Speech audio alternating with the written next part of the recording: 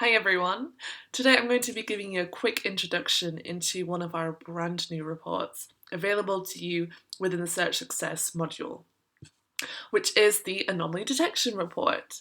And how this basically works is we calculate your expected performance of your search traffic using statistical approaches and combining several algorithms to weigh in different factors into the calculation. It also incorporates historic or seasonal data as well within this calculation, and then we develop the confidence interval. So basically, this grey area here, which is where your performance is expected to lie within. Now, as soon as you go above or below that amount, we're going to trigger an anomaly. We have both positive and negative anomalies. You can adjust the date here by clicking on the months and specify the time frame. Of course, we store your Google Search Console performance data indefinitely as soon as you start connecting. And it also works retroactively, so we can calculate anomalies from the past. You can also change the anomaly threshold. This amount defines how far away from the confidence interval your performance needs to be in order to trigger an anomaly. So the higher the threshold, the less anomalies you're going to see, like so.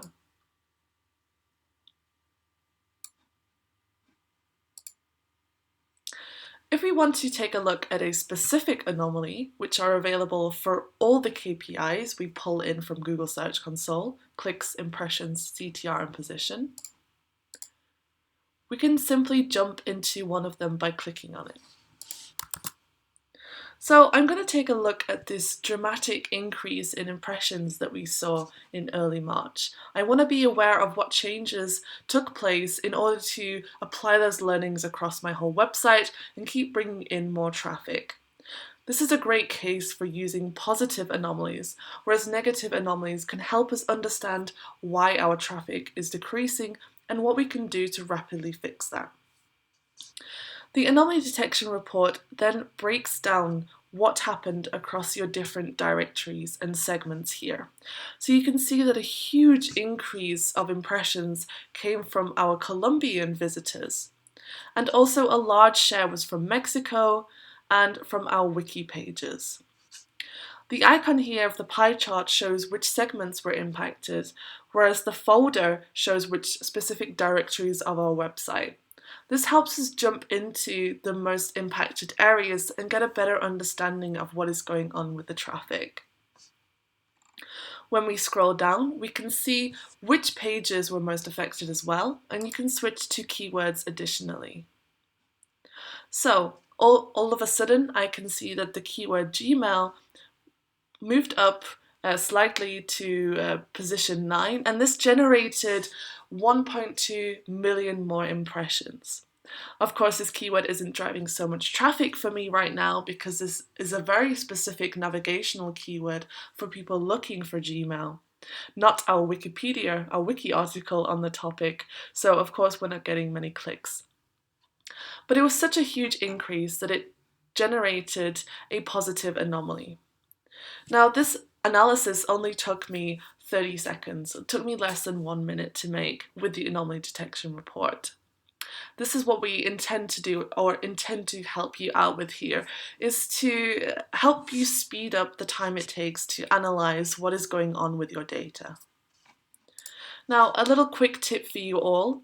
The anomaly detection report and all of the analysis in general in Search Success is sped up a lot quicker and made more smart with the use of intelligent segments. We can create custom segments with whatever we have in mind, and it's basically the way of saving advanced filters. You can access the keyword segments directly from the left menu here. Now you can create a segment for specific keywords such as keyword contains, questions like why, how, can I, and so on. Give it a name, and we can save that for later, and then using the anomaly detection report, you're going to have a much better understanding of what dropped. You can also combine metrics, such as saying, okay, my keyword clicks does not equal or is less than a certain amount. So of course, we want you to set up intelligent segments in order to better describe and attribute those changes and those anomalies. I hope you enjoy using the anomaly detection report, and hopefully it helps speed up your analysis as much as it does for me. Feel free to get in touch if you have any more questions about this feature.